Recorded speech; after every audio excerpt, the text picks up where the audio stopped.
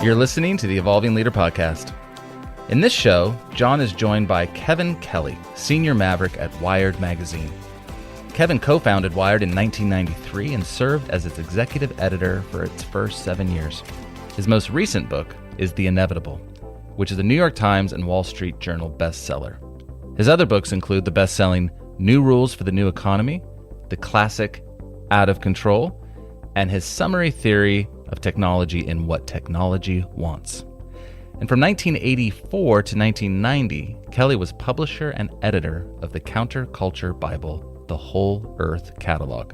He co-founded the Hackers Conference and was involved with the launch of The Well, a pioneering online service started in 1985. He also founded the ever-useful and often surprising Cool Tools website in 2003. So you've had this incredible track record in predicting how technology is going to play out. What's your process? How do you do this? Because one of the things that, surprised me when I read an interview with you some years ago was that you're, I wouldn't say a Luddite, but you're not somebody who really embraces the technology at a personal level that much.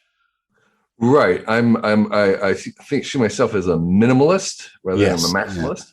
Yeah. But I do kind of make it my job to try everything as much as I can. I have no obligation to continue using things because I think there's a price that we pay for every bit of technology we adopt. There's a maintenance price. There's a psychic price. There's a whole bunch of, there's costs. And so I'm very selective about what I actually kind of make it my habit to use. But I am very promiscuous and generous in trying things because I think it's only by trying things that we can actually understand them. I mean, we can think about them, we can read about them, but you've got to use TikTok a little bit to kind of get a feel for what it is and what it does. And so doesn't mean that I don't have TikTok on my phone because that's dangerous, but I will try it. And I'll kind of try it enough to kind of get a sense of what it's about. So the method is to experiment and try through use as much as possible, because I think it's only by using technologies that we understand them and that we get to steer them, by the way, too. And so if I was interested in trying to steer game technology, I would be using it because that is the only way you get to vote. So that's the first thing is through use. The second thing is I try to pay attention to where technologies are being abused or misused is a better term. One of the things I discovered from my research in doing the What Technology Wants book was that most inventors of technologies don't have any kind of a clear picture of how their technologies will ultimately be used. They are also making predictions about what they think this thing is good for, and they're usually wrong. It will usually pivot in some ways. And the ultimate use of it is usually not the first idea that even the inventors have. And so I pay a lot of attention to how other people use the technologies that have been invented, which are sometimes classified as a misuse. So that could be how criminals use it. It could be how the renegades and mavericks, outsiders use it, how kids use it.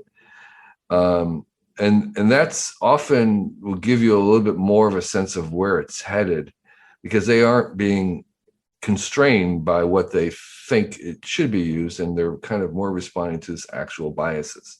So that's the second thing is to see how it's being used on the margins, because that may tell you how the center will use it later on. The third thing I call listening to the technology. And by that, I mean, one of the things that critics have absolutely correct about technology is that each one has a bias. If there's biases and agendas built into the very nature of the technology, and that all things being equal, it will tend to go in a certain direction. I disagree with some of the critics because I think often those directions are positive.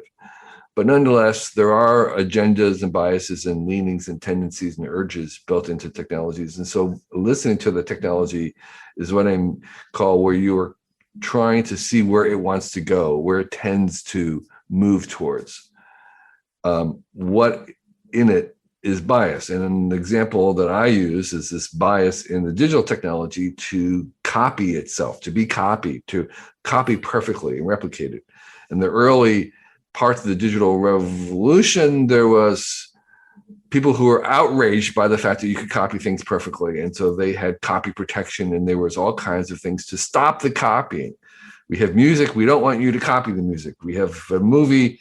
We're going to prohibit you from copying it. We'll make some technology that prevents you from copying it. And those were all working against the very nature of the digital technology. And if you were listening to the technology, you understand that copying was an inherent quality of this thing, and it was going to copy no matter what we did. And you're not going to be able to stop the copying, and you have to kind of work with the fact that everything's going to be copied. And that, for me, is an example of listening to the technology. We hope you're enjoying the Evolving Leader shorts that we're releasing before we start Season 7 in September. You can find the rest of this conversation and all of the Evolving Leader episodes on Apple Podcast, Spotify, and your favourite podcast outlet. I'll also put a link in the show notes.